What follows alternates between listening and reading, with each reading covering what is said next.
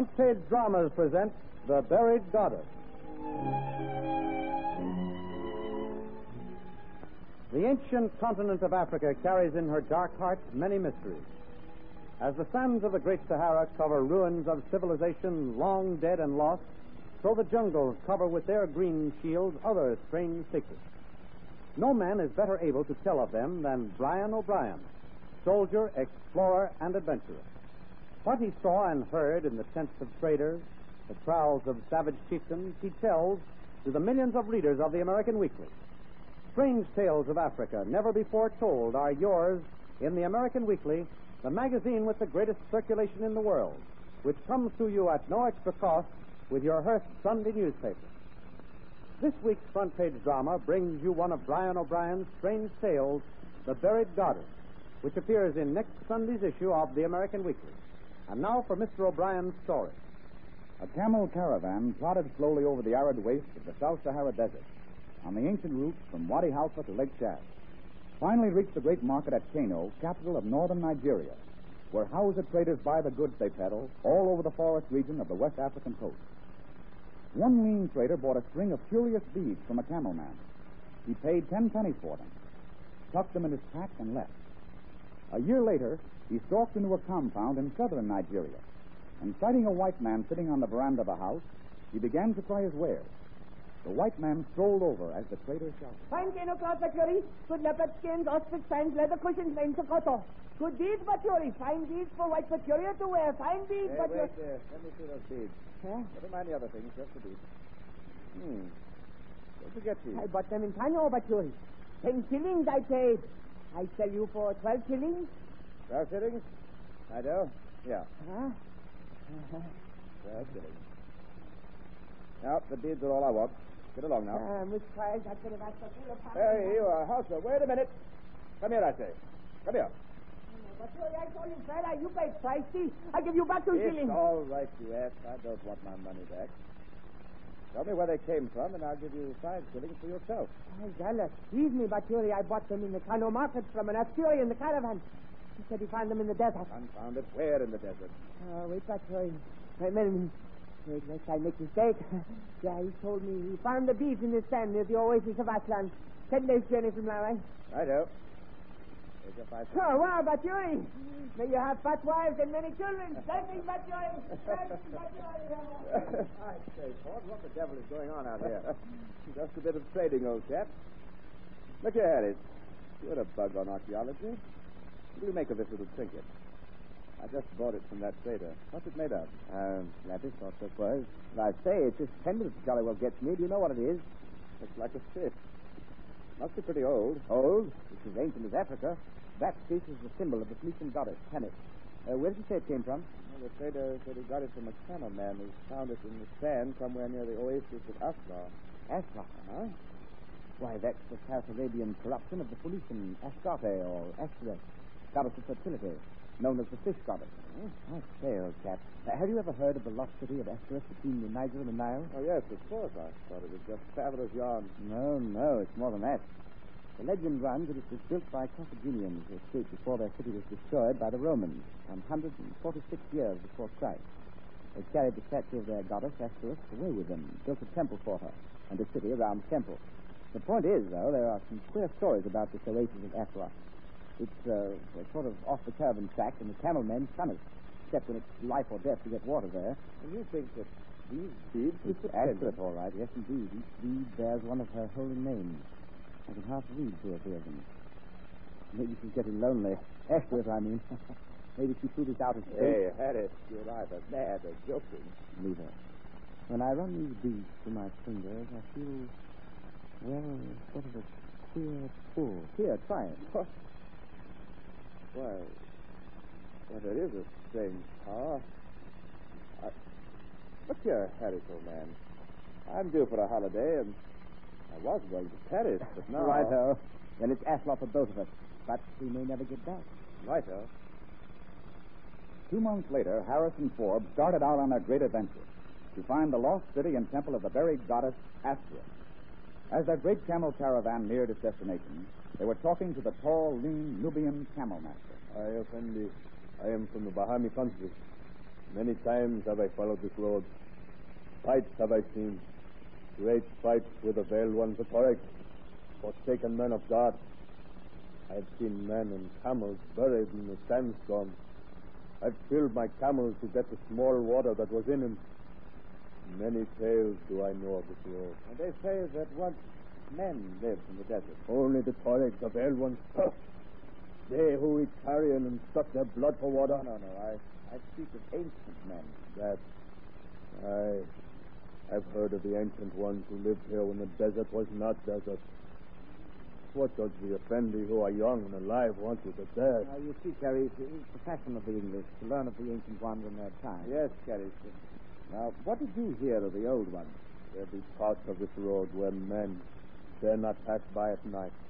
And what do you know of Atla? The Effendi must not stay there. I see. How far is it? 8 camel days. We will not camp there. We take water enough to pass far from that accursed spot with all speed. Oh, have you been there?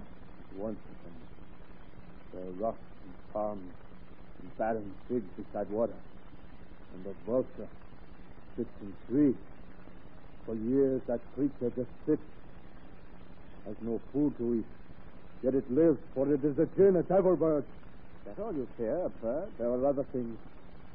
Sounds in the night that are screams of devils. But I say no more. Here, Effendi, if you wish. Here is map of road with your first touchdown. Good night, and many thanks, Therese. Same here. Good night. Yes. Guess we'd better turn in, too. I pretty well tuckered out. Oh, I won't have to be rocked to sleep either. Slowly, the camp settled to sleep. The 2 white men, tired from their long journey, slept heavily. And when they awakened in the brisk desert dawn, they were alone. All the other Arabs, Nubians, including Karish, had gone with their camels. The 2 personal camels of Harris and Forbes and their equipment remained.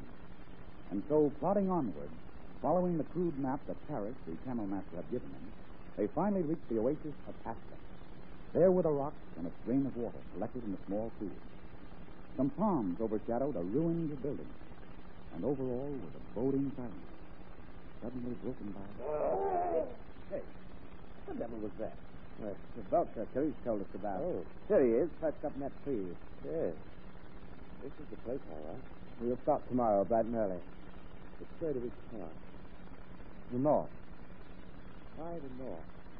I don't know. It just seems to be the right direction somehow. You know, it's funny. I feel the same way.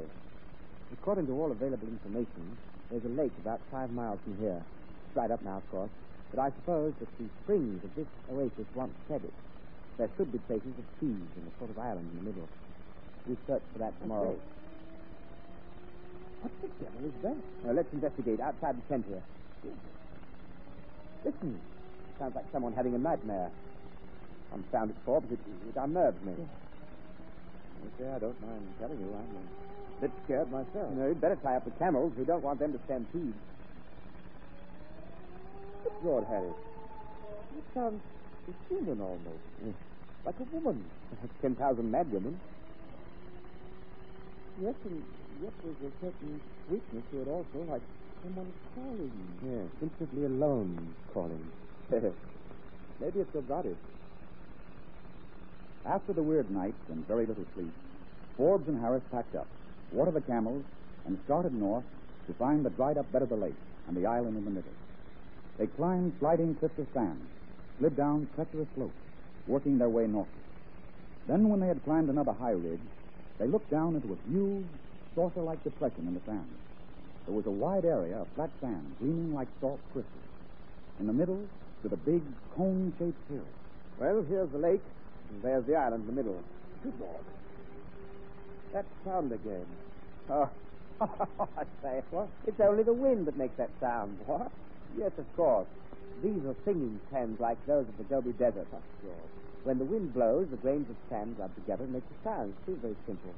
This saucer-shaped depression and the cone-shaped hill here in the middle create the squeaking as the action of the wind revolves around them. Well, maybe so, but you can have your science. I still feel like Terry. Don't worry. Our goddess is here, and she'll look after us. See, she knows we're coming to her. And look, there, between those 2 great boulders, the wind has sucked all the sand away. There's a passageway. Just pick some shovels while I investigate. Right, Al. Looks as though we're in luck. Hurry, old man. There's only one big boulder blocking this entrance. Bring 2 shovels, and we can lever it out, roll it down the hill. Right, Al, I'm coming. Bringing a couple of big flashlights, too. There we are, old chap. Now, good. Now, let's see. Take it over on that side and work from behind. Put the shovel well under the bottom of the boulder, and we'll lift it up. And at the same time, push the rock forward. What do you say? Us together, ready? All ready now. All right, 1, 2, 3. He's giving. Keep it going. Now, he's rolling. Push away now. There you go. There you go. Ah, there we are. Hey, there's an opening, all right. Very narrow. Look, there's a tiled wall and a polished stone walk. You can see through. I'll try it. If you can just make it. Follow me. Light the flashlight. Yes. You following? Yes. This passage opens to a big square chamber. See, it's lined with big clay urns. They all bear system crescent symbols. Yes. I'll break one open with my pick and see what's in it.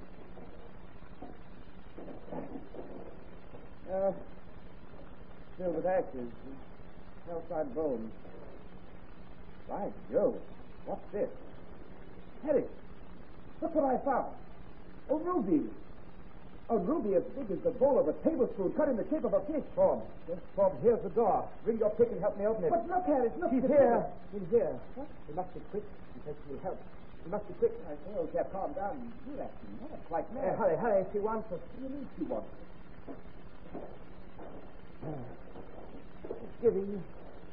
Stand back, I'll open it.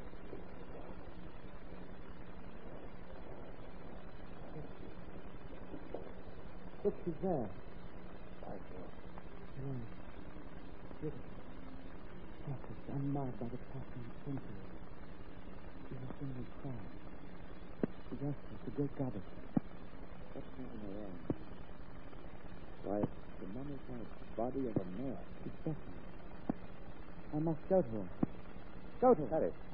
Go to her. Harry, come back. Harry!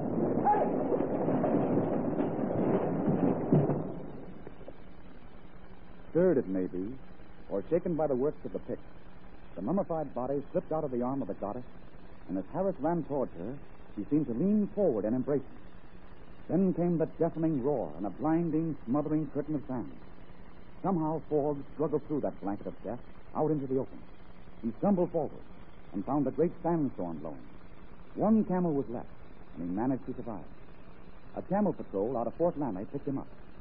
He told me the true tale and showed me the ruby he found. He would never part with it, and he said he was afraid to sell it. He's dead now, which is why I can tell the story. You have just heard The Buried Goddess, one of the weird, fascinating, but true-life stories of darkest Africa by the famous soldier, explorer, and author, Brian O'Brien. This series is running concurrently in the American Weekly, the magazine with the greatest circulation in the world that comes to you every week as part of your Hearst Sunday newspaper.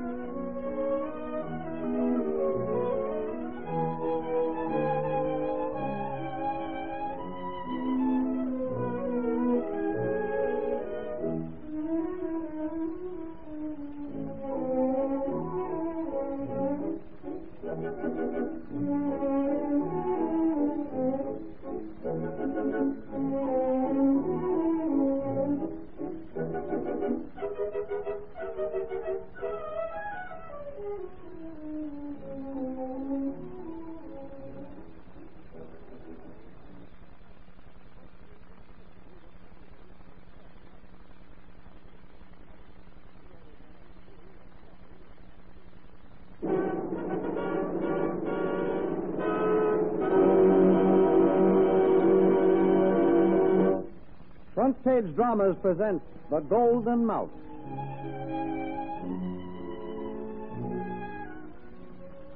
This week's Front Page drama, The Golden Mouse, is a radio dramatization of another of the weird, amazing, but true-life stories of darkest Africa as told by Brian O'Brien, soldier, explorer, and adventurer. Nor the series of stories ever to appear in the American Weekly have caused such nationwide